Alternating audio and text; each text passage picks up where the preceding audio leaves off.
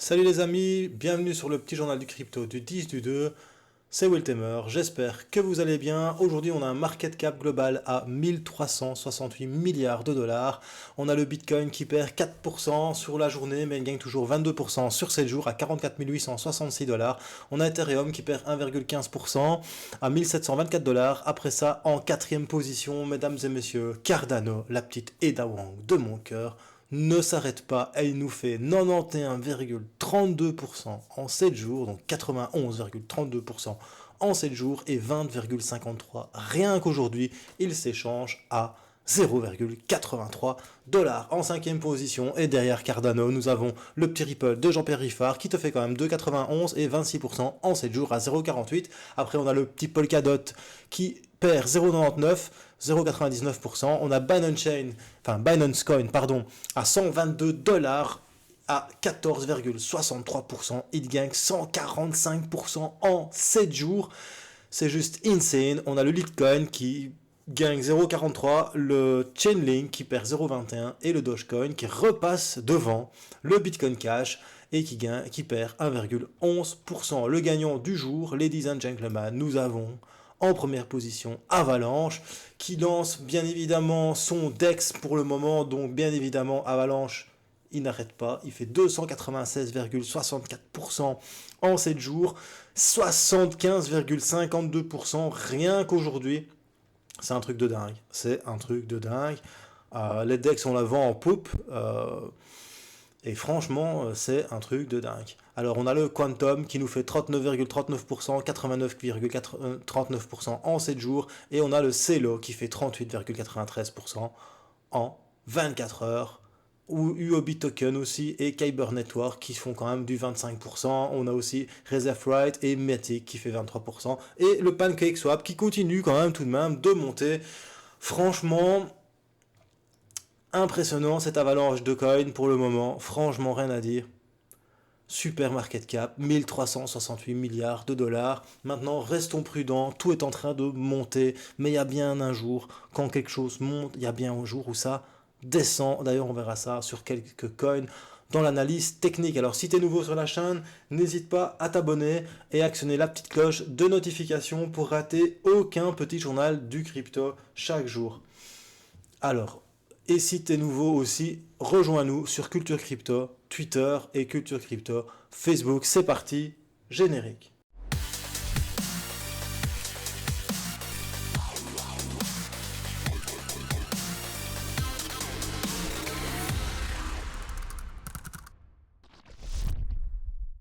Alors on commence ce journal avec une grosse nouvelle. Twitter envisagerait d'ajouter Bitcoin à son bilan comme Tesla. C'est le directeur financier Ned Siegel, pas Steven, mais Ned Siegel, qui nous en parle. Selon le directeur financier de Twitter, le géant des médias sociaux envisage d'ajouter le Bitcoin à son bilan. De plus, il a déclaré à CNBC que Twitter réfléchissait à la façon dont ses employés pourraient être payés en crypto-monnaie. Je vais le citer. Nous avons beaucoup réfléchi au départ pour examiner comment nous pourrions payer les employés s'ils demandent à être payés en Bitcoin. Comment nous pourrions payer un fournisseur s'il demande à être payé en Bitcoin et si nous devons avoir du Bitcoin sur notre bilan. Conclusion, il n'y a rien à dire, mais le Bitcoin devient mainstream de plus en plus. Pour moi, c'est une belle nouvelle parce que si Twitter le fait, peut-être qu'après Facebook le fera, peut-être qu'après tous les réseaux sociaux, médias sociaux, YouTube, peut-être le fera un jour. Et si c'est tous les gros qui s'y mettent, il y a bien un moment où le Bitcoin deviendra mainstream pour monsieur et madame tout le monde. Je sais pas ce que tu en penses, dis-moi ça dans les commentaires. Est-ce que c'est une bonne chose que Twitter aussi envisage de mettre du Bitcoin et surtout de payer ses employés en Bitcoin? Moi, je veux bien être payé en Bitcoin par Carrefour, il n'y a aucun problème. Alors, autre petite nouvelle sur le Bitcoin, il y a Blue Ridge Bank qui a arrêté, qui a annoncé qu'elle allait permettre à ses clients d'acheter ou de revendre du Bitcoin à ses ATM, donc à ses distributeurs de billets. Conclusion, l'action a bondi de plus de 13% à la bourse. 13% les gars, c'est énorme, mais énorme de chez... Enfin énorme, ça... Vous avez l'impression que non, mais je vous assure que c'est énorme.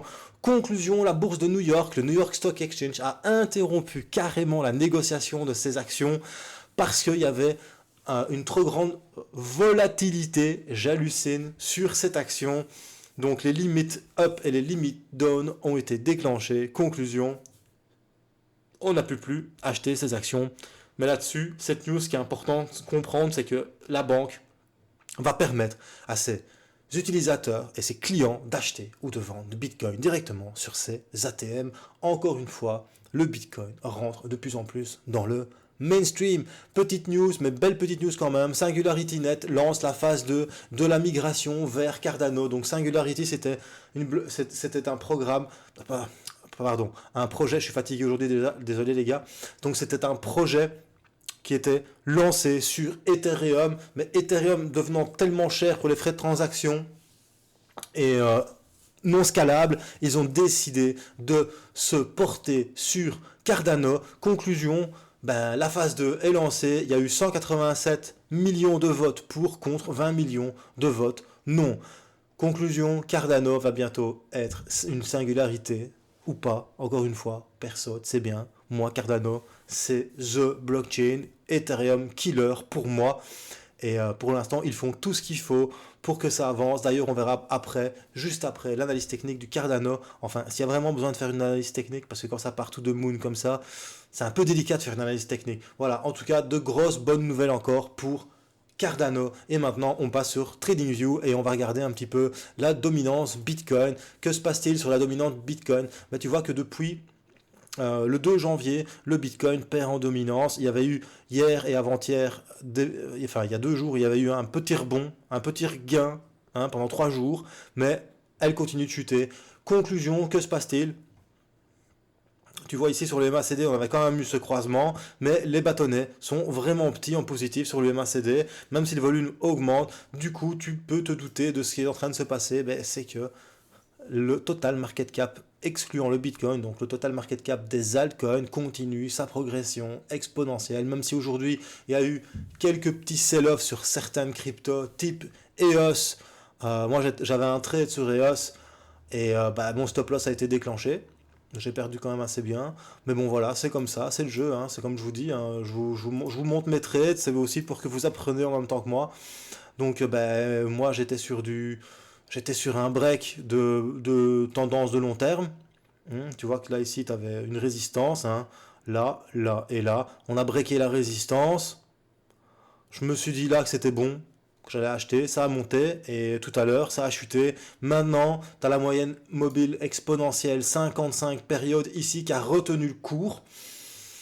On va voir ce qui va se passer parce que tu as quand même eu un retournement des MACD ici sur du H2. Dans ce regard sur du H4, ça va encore, c'est en train de rebondir dans la zone, justement cette zone de résistance. Alors est-ce que ça va repartir ou pas? C'est un peu délicat. Je pense quand même qu'on va venir chercher la moyenne mobile 50 périodes sur du H4, surtout qu'il y a seulement un croisement maintenant sur le MACD, mais sur du daily, ça fait un peu plus mal. Sur du daily, tu vois quand même que ça rebondit ici, là. Donc, on va voir ce qui va se passer. Voilà, je pense qu'on verra demain, mais en tout cas, mon trade, il a pris l'eau, c'est comme ça. Des fois, tu joues, tu gagnes, des fois, tu joues, tu perds. J'avais mon premier objectif qui était à 3,88, je l'ai atteint, ça a cassé. Je me suis dit, ça va chercher le dernier plus haut qui se trouvait ici à 5,51. C'est parti en cacahuète. Conclusion, 100 dollars dans les dents. Mais c'est comme ça, c'est comme ça. Voilà, c'est comme ça.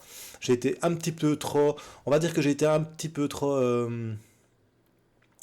motivé et surtout que j'avais pas pris en compte ce plus haut ici et celui-là. Du coup, je vois vraiment que il n'y a pas eu l'énergie, la force suffisante pour venir casser ces deux derniers plus hauts pour aller chercher les 51.